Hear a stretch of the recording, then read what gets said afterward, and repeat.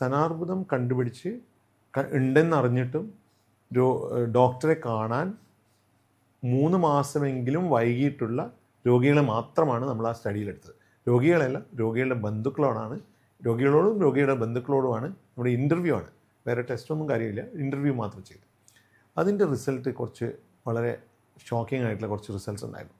100 പേരെ നമ്മളങ്ങനെ എടുത്തു നോക്കിയപ്പോൾ അതിൽ പകുതി പേർക്കും അറിയാമായിരുന്നു ഇത് ക്യാൻസർ ആണെന്ന്. എനിക്കിപ്പോൾ ഇത് പറഞ്ഞാൽ സാമൂഹികമായി ഞാൻ ഒറ്റപ്പെടൽ നേരിടേണ്ടി വരും, അല്ലെങ്കിൽ എൻ്റെ കുടുംബത്തിൽ ഞാൻ അകന്നു പോകും. ഇങ്ങനെയുള്ള പല കാരണങ്ങളാണ് പകുതി പേര് 50 പേര് രോഗത്തിന് വേണ്ടിയിട്ട് അല്ലെങ്കിൽ വിദഗ്ധ ഡോക്ടറിൻ്റെ അടുത്തേക്ക് എത്താതിരുന്നത്. ഇനി അടുത്ത ഒരു പകുതി, അതായത് 50 പേര്, നമ്മൾ 100-ൽ 50 പേര് ഇതുകൊണ്ടാണ് മാറിയിരിക്കുന്നത്. ബാക്കിയുള്ള 50 പേരെ എടുക്കാൻ പലപ്പോഴും അവർ റോങ് അഡ്വൈസസ് ആണ് കിട്ടിയിരിക്കുന്നത്. അതിന് നമ്മൾ ആധുനിക വൈദ്യശാസ്ത്രം അല്ലാത്ത പല രീതിയിലുള്ള ആൾക്കാരുടെ അടുത്ത് പോകുന്നു, ചിലപ്പോൾ വ്യാജ വൈദ്യന്മാരാവാം, അവരുടെ അടുത്ത് പോകുന്നു.